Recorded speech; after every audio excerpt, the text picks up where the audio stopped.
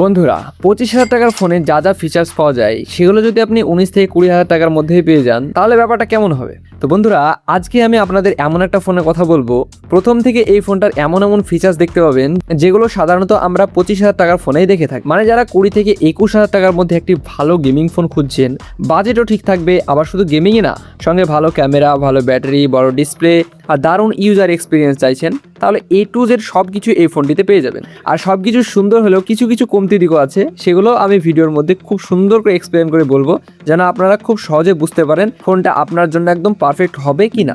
তো চলুন বন্ধুরা আজকে ভিডিওটা শুরু করা যাক। প্রথমে যদি পারফরমেন্স নিয়ে কথা বলি, তাহলে এখানে দেওয়া হয়েছে মিডিয়াটেক ডায়মেনসিটি 7300 প্রসেসর। এই প্রসেসরটা 4nm টেকনোলজির উপর তৈরি, মানে প্রসেসরের ভিতরে ট্রানজিস্টরগুলো অনেক ছোট আর অ্যাডভান্সড হওয়ায় ফোনটা কম ব্যাটারি খরচ করে বেশি পাওয়ারফুল পারফরমেন্স দিতে পারে। গেমিং এর সময়ও ফোনটা খুব স্মুথ ফিল হয়, যেমন পাবজি, ফ্রি ফায়ার মতো হেভি গেমও খুব ইজিলি খেলতে পারবেন। क्या बोलूं मैं इस पे, क्या बोलूं क्या अब मैं इस पे। আর সাথে প্রায় 7,28,000-এরও বেশি অ্যান্ট্রয়েড স্কোর থাকার কারণে এভরিডে ইউজেও ফোনটা মানে সুপার ফাস্ট ফিল হয়। গেমিং এক্সপিরিয়েন্স আরও ভালো করার জন্য এখানে ultra gaming mode 4D vibration রয়েছে। 4D ভাইব্রেশন মানে হলো গেম খেলার সময় মানে ফোনটা ভাইব্রেশন আরও রিয়েলিস্টিক ফিল দেয়, যেমন গান শট, কার ক্র্যাশ বা হিট করার সময় আলাদা আলাদা ভাইব্রেশন ফিল করে, ফলে গেমিং এক্সপিরিয়েন্স আরও ইমার্সিভ আর এক্সাইটিং লাগে।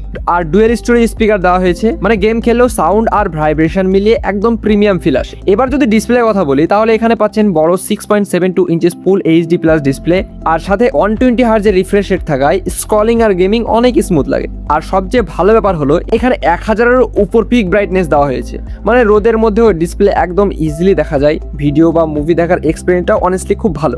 এবার যদি ক্যামেরা সেশন নিয়ে কথা বলি, তাহলে অনেস্টলি এই বাজেটে ক্যামেরা পারফরমেন্স আপনাকে বেশ ভালোই সারপ্রাইজ করবে। এই ফোনের পিছনে দেওয়া হয়েছে 50 megapixel AI main camera. Day লাইটে ফটো তুললে পিকচার অনেক ক্লিয়ার আর শার্প ডিটেল আসে, বিশেষ করে কালারগুলো খুব ন্যাচারাল দেখায়, তাই ফটোগুলো দেখতে একদম রিয়েলিস্টিক ফিল হয়। প্রোডের ফটো তুললেও ব্যাকগ্রাউন্ড ব্লারটা বেশ সুন্দর আসে, আর সাবজেক্টকেও খুব নাইসলি হাইলাইট করে, ফলে সোশ্যাল মিডিয়াতে আপলোড করার মতো প্রিমিয়াম লুকিং ফটো খুব ইজিলি তুলতে পারবেন। আর লো লাইটের জন্য এখানে সুপার নাইট মোড দেওয়া হয়েছে, তাই রাতের বেলায় ফটো তুললে ব্রাইটনেস আর ডিটেলস অনেকটাই মেনটেন থাকে। ভিডিও রেকর্ডিং এর কথাও যদি বলি, তাহলে এখানে 4K রেকর্ডিং সাপোর্ট রয়েছে, মানে ভিডিও অনেক হাই কোয়ালিটিতে রেকর্ড করতে পারবেন। ভিডিওতে কালার, ক্লিয়ারিটি, শার্পনেস সবকিছু বেশ ভালো ফিল হয়। Facebook, Instagram, reel, YouTube short বানানোর জন্য এই ক্যামেরা অনেস্টলি খুব ভালো কাজ করবে। আর সাথে 8 মেগাপিক্সেল সেলফি ক্যামেরা দিয়েও ডিসেন্ট সেলফি পাওয়া যায়। সেলফিতে স্ক্রিন টোন মোটামুটি ন্যাচারাল দেখায়, আর ভিডিও কলের সময়ও ক্লিয়ারিটি ভালোই পাওয়া যায়। মানে ওভারঅল বললে এটা শুধু গেমিং ফোন না, ক্যামেরা ডিপার্টমেন্টেও এই বাজেটে ভিভো ভালো এক্সপিরিয়েন্স দেওয়ার চেষ্টা করেছে। র্যাম স্টোরেজের দিকে তাকালে এখানে আপনি পাচ্ছেন 8GB র্যাম, সাথে আরও 8GB এক্সটেন্ডেড র্যাম, মানে মোট 16GB পর্যন্ত এক্সপিরিয়েন্স পাবেন। আর সাথে স্টোরেজ হিসাবে পাচ্ছেন 256GB UFS 3.1 স্টোরেজ, যেটার কারণে অ্যাপ ওপেনিং, গেমিং লোডিং আর ফাইল ট্রান্সফার অনেক ফাস্ট হয়। ব্যাটারি ব্যাকআপও কিন্তু এই ফোনের সবচেয়ে বড় প্লাস পয়েন্ট। এখানে হিউজ 6500 mAh ব্যাটারি দেওয়া হয়েছে। হেভি ইউজার হলেও সহজে পুরো দিন ব্যাকআপ পাবেন, অনেক ক্ষেত্রে 1.5 দিন পর্যন্ত চলে যেতে পারে। আর সাথে আছে 44 ওয়াটের ফাস্ট চার্জিং সাপোর্ট, তাই ব্যাটারি শেষ হলে খুব দ্রুত চার্জ হয়ে যায়। আর ডিজাইনের দিক থেকেও ফোনটা একদমই প্রিমিয়াম। ডাইনামিক লাইট ডিজাইন থাকার কারণে ফোনটা হাতে নিলে আলাদা একটা স্টাইলিশ ফিল আসে। আর সাথে মিলিটারি গ্রেড ডিউরেবিলিটি থাকায় ফোনটা অনেক স্টার্ডি ফিল হয়, মানে ছোটখাটো ড্রপ বা এভরিডে রাফ ইউজ নিয়ে খুব বেশি টেনশন করতে হবে না। এবার যদি ডাউন সাইডের কথা বলি, তাহলে অ্যামোলেড ডিসপ্লে এই ফোনটাই পাবেন না। অ্যামোলেড ডিসপ্লেটা যদি থাকতো তাহলে এক্সপিরিয়েন্সটা আরও প্রিমিয়াম লাগতো। আর যদি আলট্রা লেভেলের ক্যামেরা লাভার হয়ে থাকেন, তাহলে এর থেকে একটু বেটার ক্যামেরা ফোন দেখতে পারেন। তবে ওভারঅল গেমিং, ব্যাটারি পারফরমেন্স আর ডেলি ইউজ সব মিলিয়ে এই বাজেটে অনেস্টলি এটা একটা কমপ্লিট প্যাকেজ। তো বন্ধুরা ফোনটার নাম হলো ভিভো T4X 5G। এবার যদি বন্ধুরা প্রাইসের কথা বলি, এই ফোনটা আপনার ইন্ডিয়া থেকে যারা দেখছেন তারা 16,000 থেকে প্রায় 20,000 টাকার মধ্যে পেয়ে যাবেন। এই ওয়েবসাইটগুলো দেখতে পারবেন, অ্যামাজন বা ফ্লিপকার্ট আপনার ইজিলি এই দামের মধ্যে পেয়ে যাবেন।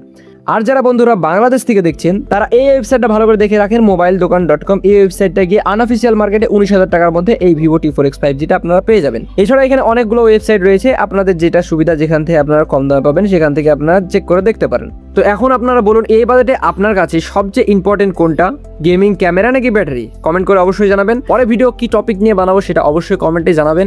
আর ভিডিওটা যদি আপনাদের একটু হলেও হেল্পফুল মনে হয়ে থাকে তাহলে অবশ্যই ভিডিওতে একটা লাইক দিয়ে দিবেন।